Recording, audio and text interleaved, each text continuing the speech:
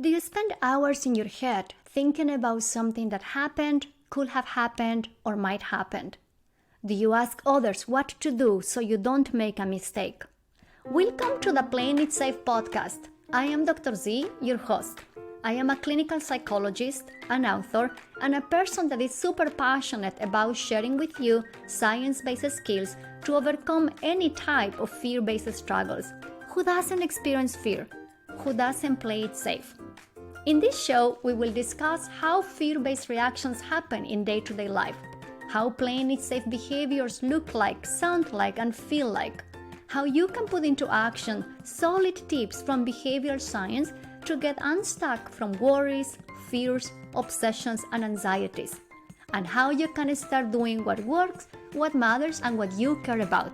Behavioral science doesn't have to be boring. Thanks for listening, and let's get started. Hello everybody, and welcome back to a new episode of the Playing It Safe podcast. Today is a special episode because I am going to share with you some ideas about how to relate to your mind, how to relate to thinking, and some of these ideas may sound weird, so bear with me. Here is the background story. In my training as a psychologist, I have been fully trained in evidence-based practices such as cognitive behavior therapy, CBT. Cognitive behavior therapy is a research-based approach for many psychological conditions. And CBT is also the umbrella under which many other models of evidence-based practices have been developed. One of these models is acceptance and commitment therapy, ACT. If you have been following this podcast or you have been following my work or my newsletter, you may have heard me saying different things about ACT. So at a personal level, when I was getting immersed in ACT around 2004, 2003, I learned a new way of relating to thinking, a new way of relating to my mind. And this was new and hard, and it felt counterintuitive many times. And I will tell you why. In our socialization, in our lives, we have received so many messages that say that we are defined by our thoughts.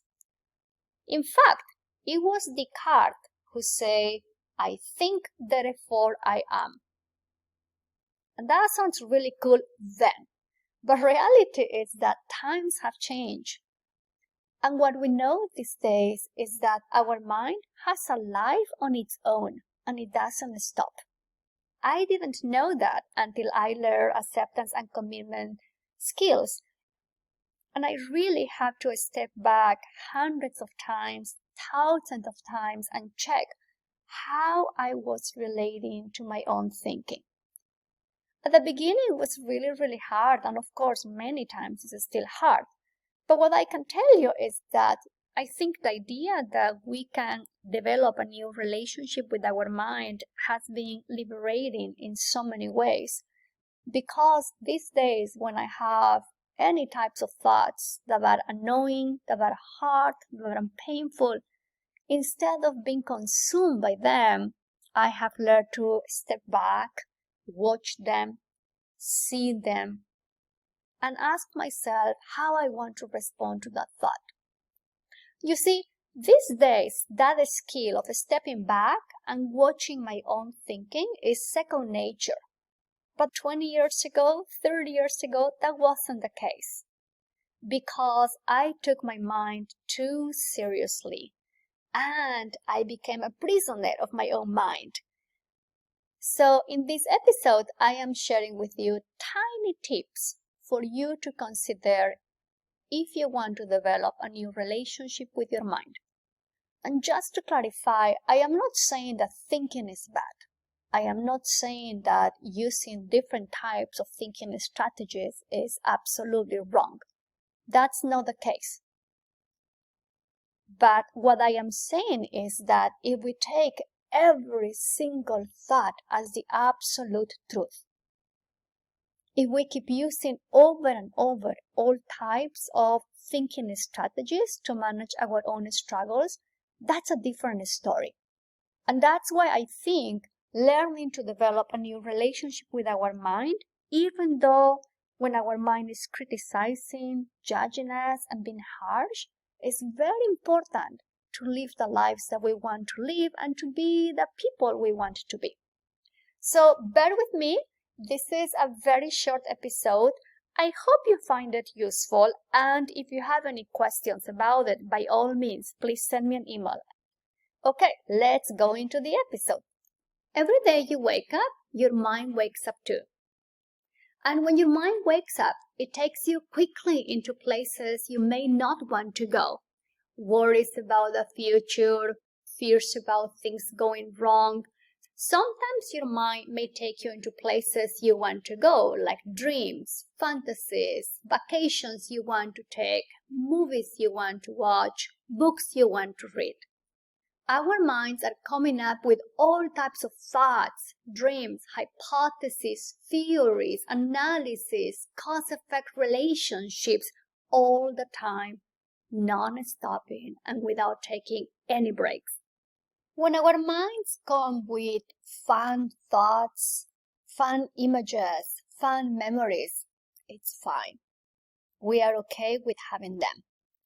But it's very different when our minds come up with criticizing thoughts, like you are an idiot, with harsh thoughts, how is it possible you're doing that? That's very different.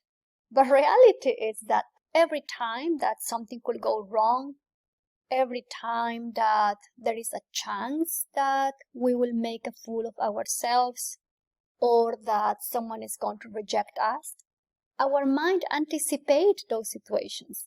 Our minds anticipate those potential awful moments.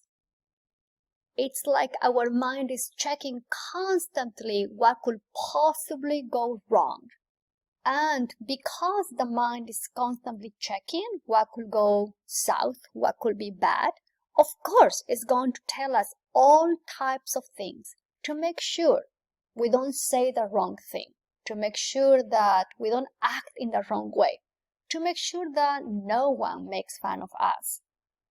The challenge is that many times our mind gets really, really agitated, especially if you have a reactive brain, and looks at everything as a dangerous situation. And because of that, we may feel that we have to act quickly and do something when our mind is demanding that we protect ourselves. But all what our mind is doing, it's really, really doing the best it can to make sure that nothing bad happens to us. And sure, sometimes our mind protects us in a very harsh, tough way, tough love. But that doesn't mean that we have to listen to our mind all the time. That doesn't mean that every time our mind is in alert mode, we have to act on it. Those are two different things. So when our minds have all those criticizing thoughts, fears about being an imposter, fears about rejection, worries about something going wrong at work, it's not that it's trying to hurt us. It's actually the opposite. It's trying to protect us. It's trying to take care of us. And it's doing it in a way that it's familiar. It's familiar for our minds to connect letters, words, images, and build narratives about what could possibly go wrong. But the challenge is that if we look at our mind as an enemy within, we're constantly going to be on threat mode. And that's going to be really hard. And if we take our mind's content as the absolute truth, we're also going to be in threat mode all the time. So if we hold on to this idea that our minds are not our enemies, they are not the enemy within, and they are just a protective device that comes with us wherever we go, then we can develop a new relationship with it. Imagine for a second that the busy mind of yours is like a potential romantic partner. And answer these questions. When having worries, fears, anxieties, how have you been dating your mind? How have you been treating that partner of yours that goes with you wherever you go? How have you been relating to that partner of yours that works super hard to protect you from bad things happening? When I ask these questions to my clients, they usually tell me a long list of all the things they have been doing to control their minds. They tell me how they have tried to replace a negative thought with a positive one, how they have tried to use distraction so they don't have to focus in some particular thoughts, how they sometimes tell their minds to stop with a hope that the minds will stop coming up with a worry. Other times, my clients told me that when they are having a thought that they don't like, they imagine their favorite place so they don't have to think about this annoying thought. But if we can step back for a moment and we think about what happens when dating comes with a forceful, pushy, and controlling agenda towards a partner, how does it work? I know it's very stressful to be dealing with fears, worries, anxieties, and panic sensations.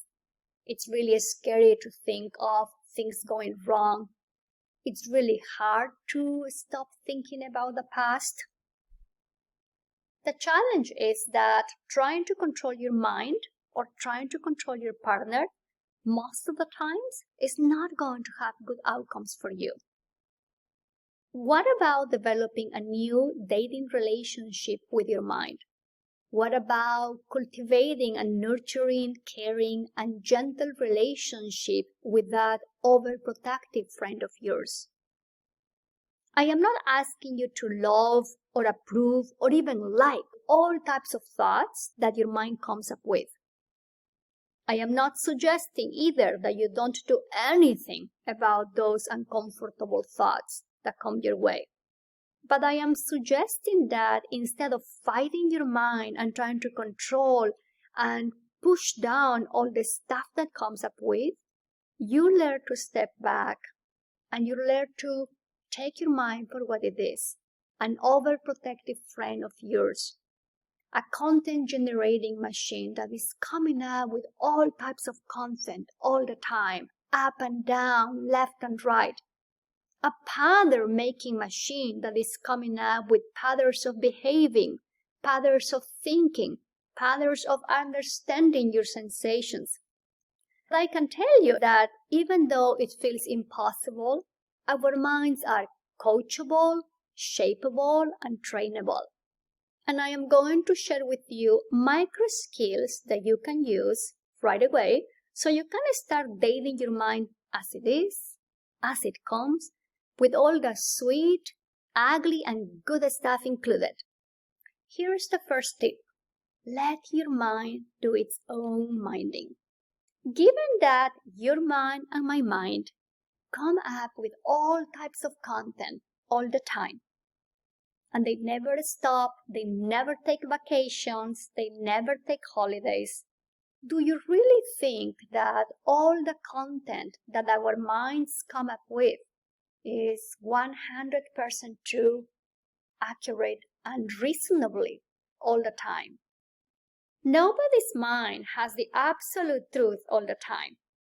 In fact, throughout our day, our minds have thousands of thoughts, images, words, sentences, memories, hypotheses, worries, anxious thoughts, and so on.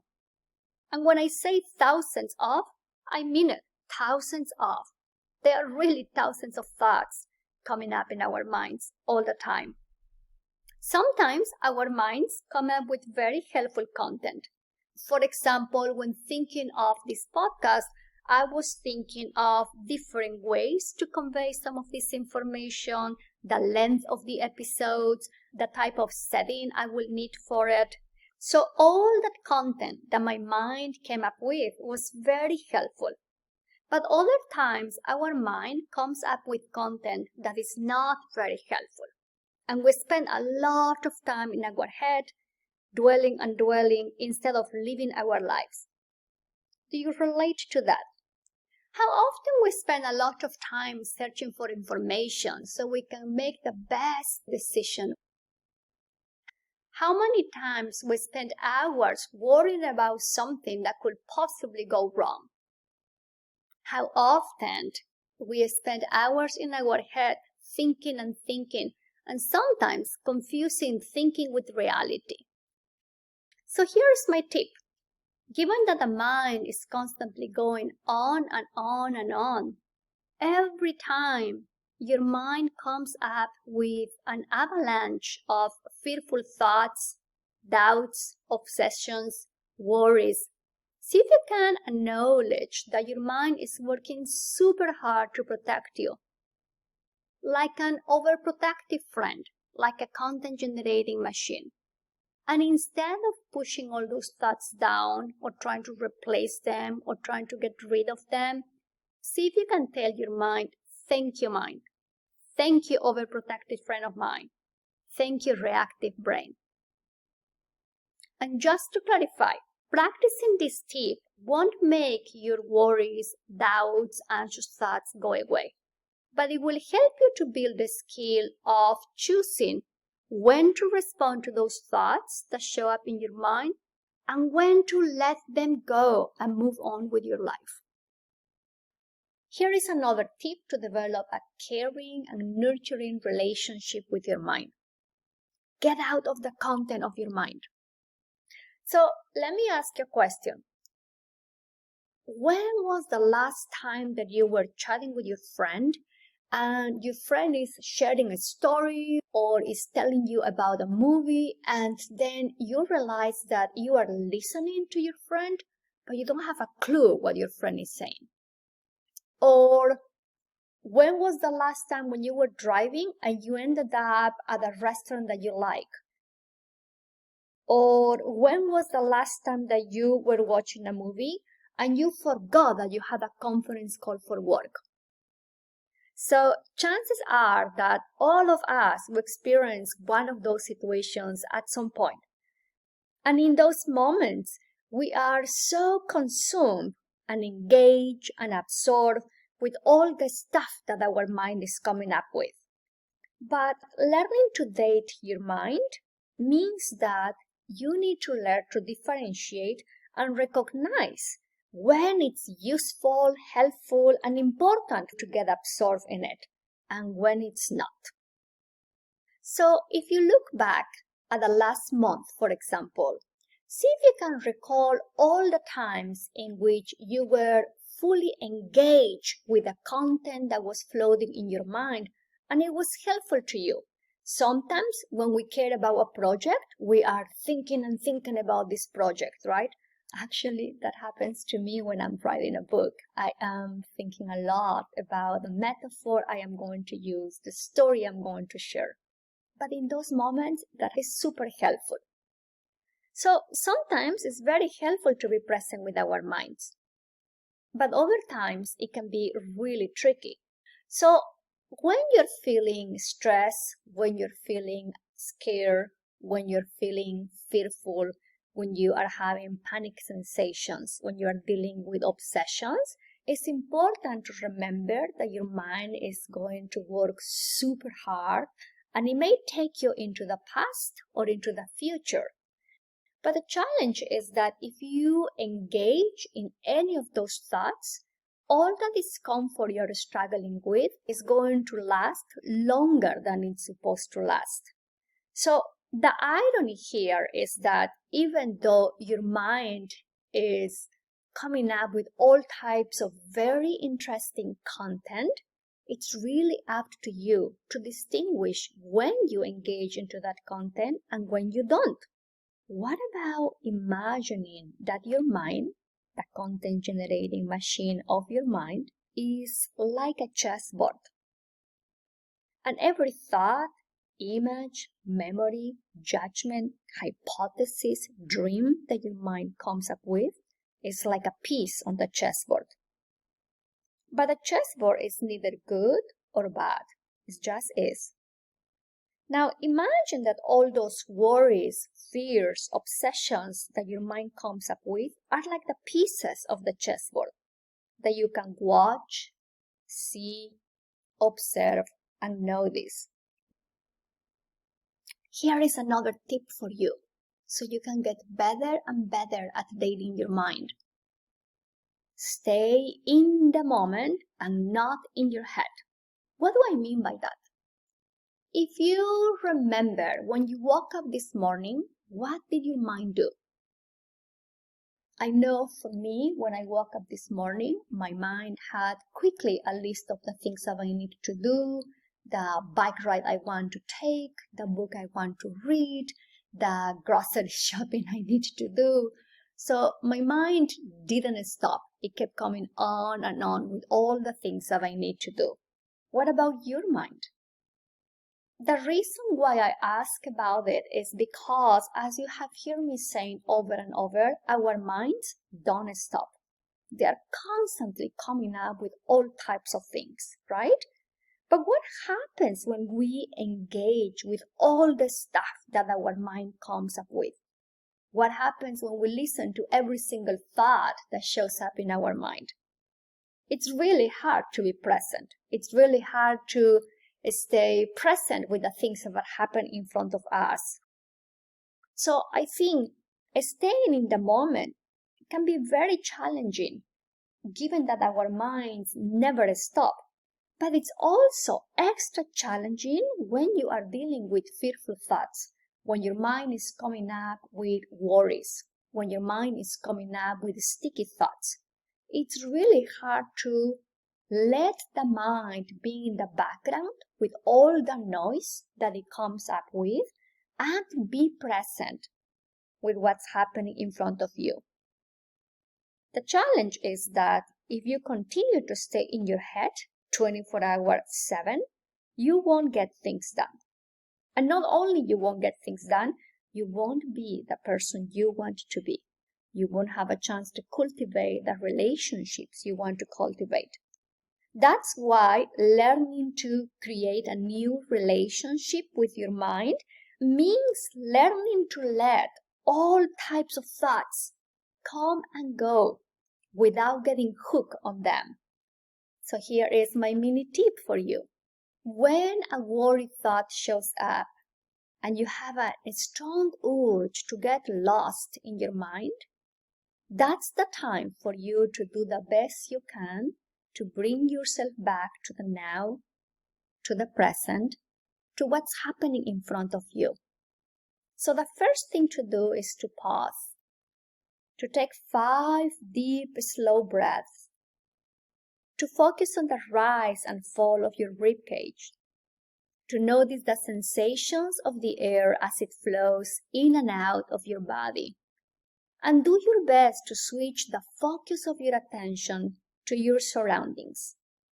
And when I say doing the best to switch the focus of your attention, I really mean that you can choose what to pay attention to, not as a form of distraction from those worried thoughts, but as a choice that you are making to bring yourself back to the present, which is very, very different.